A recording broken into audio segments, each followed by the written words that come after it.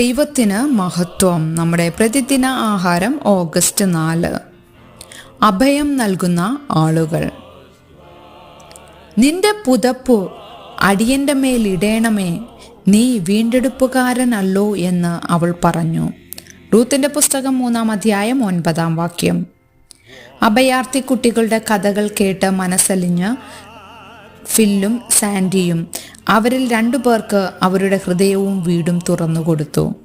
അവരെ എയർപോർട്ടിൽ നിന്ന് സ്വീകരിച്ച ശേഷം അവർ ഭയത്തോടെ നിശബ്ദരായി വീട്ടിലേക്ക് കാർ ഓടിച്ചു. തങ്ങൾ ഇതിന് തയ്യാറായിരുന്നോ? അവർ ഒരേ സംസ്കാരമോ ഭാഷയോ മതമോ ഉള്ളവരായിരുന്നില്ല. എന്നാൽ അവർ ഈ വിലയേറിയ കുട്ടികൾക്ക് അഭയം നൽകുന്ന ആളുകളായി മാറാൻ പോകുന്നു. റൂത്തിന്റെ കഥ ബോവസിനെ ചലിപ്പിച്ചു. നൊവോമിയെ പിന്തുണയ്ക്കാൻ അവൾ തൻ്റെ ജനത്തെ ഉപേക്ഷിച്ചതിനെ കുറിച്ച് അവൻ കേട്ടു.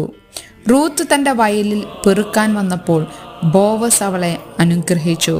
നിന്റെ പ്രവൃത്തിക്ക് യഹോവ പകരം നൽകട്ടെ. ഇസ്രായേലിന്റെ ദൈവമായ യഹോവയുടെ ചിറകിൻ കീഴെ ആശ്രയിച്ചു വന്നിരിക്കുന്ന നിനക്ക് അവൻ പൂർണ്ണ പ്രതിഫലം തരുമാറാകട്ടെ.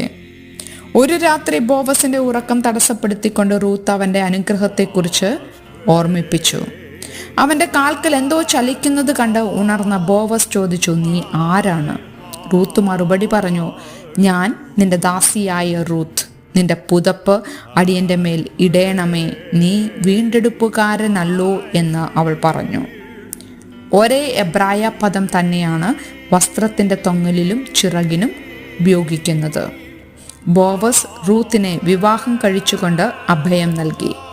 അവരുടെ കൊച്ചുമകനായ ദാവീദ് ഇസ്രായേലിന്റെ ദൈവത്തെ സ്തുതിച്ചുകൊണ്ട് അവരുടെ കഥയെ പ്രതിധ്വനിപ്പിച്ചു. ദൈവമേ, നിന്റെ ദയ എത്ര വിലയേറിയത്! മനുഷ്യപുത്രന്മാർ നിന്റെ ചിറകിൻ നിഴലിൽ ശരണം പ്രാപിക്കുന്നു. ചിന്തിക്കുക, എപ്പോഴാണ് ഒരാൾ നിങ്ങൾക്ക് അഭയം നൽകിയത്?